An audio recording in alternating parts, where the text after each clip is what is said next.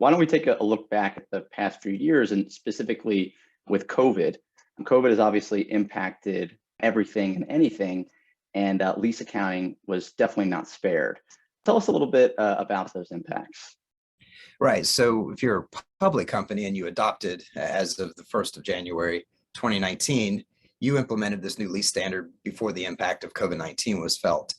But for private companies, most private companies weren't required to adopt until a year after public companies, and governmental entities were also following that same timeline. Once COVID hit and we had the shutdowns and people were using less of their real estate space or not utilizing some of their equipment that was being leased, they started seeing a lot of issues with asset impairments, or at least now under the new guidance, if you change the makeup of an asset, or if you're not using an asset, you have impairment issues to worry about that you never had to worry about before. With an operating lease that was off the balance sheet, you never really had to record a liability until you decided to terminate the lease, and then you would record a liability for the termination penalties or the run out. Now with the new leasing standard, you have assets on your books that are subject to the same impairment rules that a fixed asset that you purchase and put on your books is subjected to. So you started seeing companies now recognizing that, well, wait a second, now we have to pick up a brand new set of assets that we never had to pick up before because of these leases. If you're a private company or a governmental entity, you got a bit of a reprieve as a result of the pandemic shutting things down, and that FASB and the GASB both delayed implementation of the lease standards for private companies and governmental entities, respectively.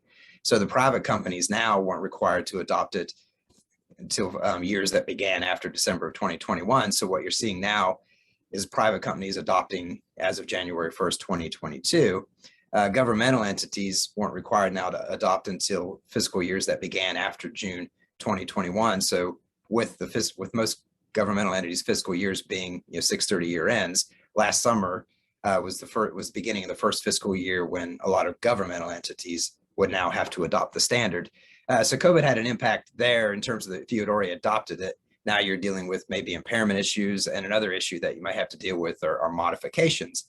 Now that you have these assets and liabilities on your books, if you make any sort of change, either because you've gone to the lessor and you've negotiated new payments, or you've negotiated rent holidays, which were starting to become quite common in the summer of 2020, even to the point that the FASB had to issue additional guidance in order to give entities some relief from the new accounting standard, which would require a lot of modification accounting. So if you'd already adopted it, you kind of had to deal with the economic consequences of it. If you hadn't adopted it, you got another reprieve in terms of adopting, but now that reprieve is over. The FASB had reconsidered in November of 21 whether to delay it further, but decided not to because at some point they wanted everyone to adopt it, and they just didn't feel like it was necessary to kick it out for another year. So it sort of reminds me of when I was a kid, and I don't know how many people have this experience, but in how my brothers and I would always run to get on the bus every morning and just make it to the bus. And even if we had a snow day and we had a 2-hour delay, you would think with 2 extra hours to get ready